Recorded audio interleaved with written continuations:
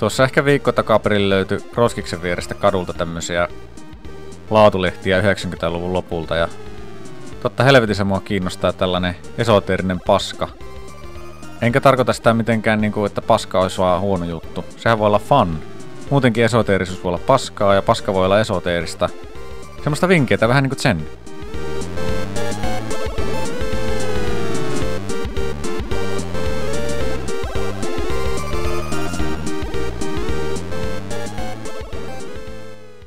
Siihen liittyen yksi näistä lehdistä onkin ylitse muiden, nimittäin tässä on juttu Chuck Norrisista ja sen Zenistä. Jumalauta, voiko parempaa olla?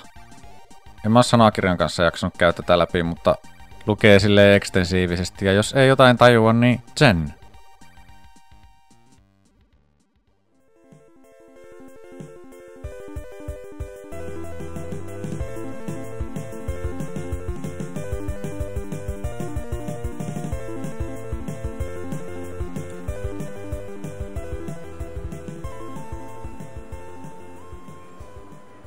Tämä on johdatusta.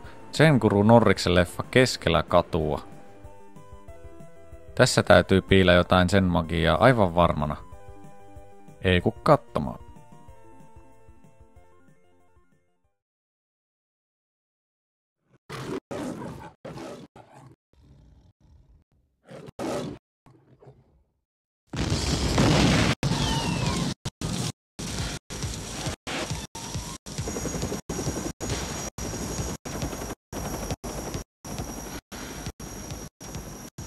Tässä riittääkin kontemploitavaa useammaksi mietiskelykerraksi.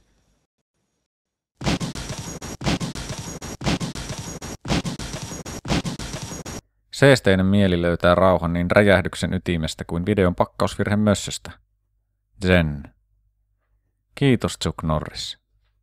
Olet paras.